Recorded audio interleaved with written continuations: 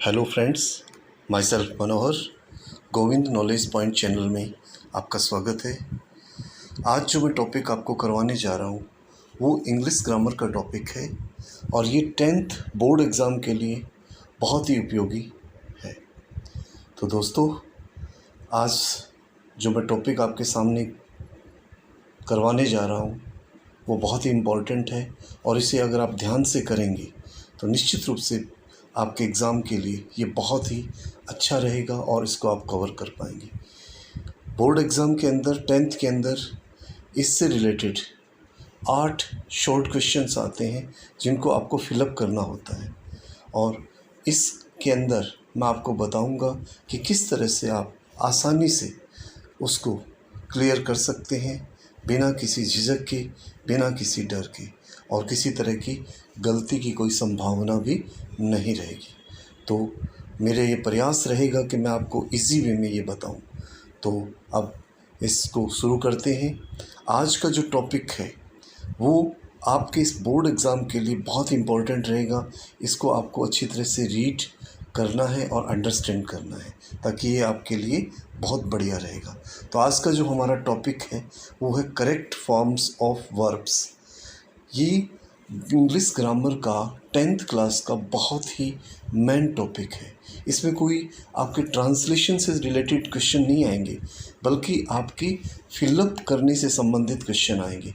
आपके सामने क्वेश्चन होगा और उसमें आपको करेक्ट फॉर्म्स ऑफ वर्ब को फिलअप करना है, यानी अकॉर्डिंग टू टेंस आपके उस सेंटेंस को कौन सी वर्ब्स आएगी वो आपको उसमें फिलअप करना है।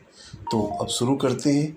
अब देखिए, आप स्क्रीन पे देख रहे हैं, अगर आपको किसी सेंटेंस के अंदर ये पहचान के शब्द मिलते हैं जैसे daily, always, usually, seldom, often, rarely, every day, every week, every years या ईच आता है, तो आप उस पहचान को ध्यान में रखते हुए अकॉर्डिंग टू सब्जेक्ट आपको कौन सा फॉर्म को फिलअप करना है तो वो आपको ध्यान रखना है।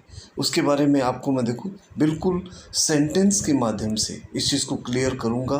तो आपको अच्छी तरह से ये समझना है कि अगर सेंटेंस के अंदर इनमें से कोई भी शब्द आता है तो वो उसमें आपको क्या करना है, उसमें आपको ये ध्यान रखना है कि उसमें सब्जेक्ट को ध्यान में रखते हुए आपको फिलअप करना है। तो आगे मैं इसको सेंटेंस के माध्यम से आपके क्लियर करता हूँ। अगर इनमें से कोई भी शब्द, अब आप स्क्रीन पे देखिए, यहाँ my father always takes tea in the morning, तो ये आप देख रहे हो यहाँ ऑलवेज शब्द आया है। तो ये ऑलवेज ये पहचान का शब्द है, इसलिए इसको ध्यान में रखना है कि इसमें प्रेजेंट सिंपल वर्ब्स का यूज़ करना है और प्रेजेंट सिंपल के अंदर वर्ब की फर्स्ट फॉर्म आती है या उसमें एस या ई एस लगाया जाता है, और एस या ई एस तब लगाया जाता है जब सब्जेक्ट सिंगुलर होता है। तो यहाँ आप देख रहे हैं कि माई फादर जो है सिंगुलर सब्जेक्ट है, इसलिए यहाँ पर फर्स्ट फॉर्म टैग के साथ एस लगा हुआ है। तो इस चीज़ का आपको ध्यान रखना है कि अगर सब्जेक्ट सिंगुलर है तो आपको वर्ब की फर्स्ट फॉर्म के साथ में एस या ईएस का यूज़ करना है। और ये चीज़ आपको ध्यान रखनी है कि अगर जो मैंने आपको पहचान के शब्द बताए हैं उनमें से कोई भी अगर आता है तो आपको सिंगुलर सब्जेक्ट होने पर तो वर्ब की फर्स्ट फॉर्म में एस या ईएस लगाना है, और अगर प्लूरल सब्जेक्ट है तो आपको उसमें क्या करना है कि उसमें आपको केवल वर्ब की फर्स्ट फॉर्म का ही प्रयोग करना है। अगर ये चीज़ आप ध्यान में रखते हैं तो किसी तरह की गलती की कोई संभावना नहीं रहती है। तो आज का ये मेरा पहला टॉपिक था, इसको मैंने क्लियर किया।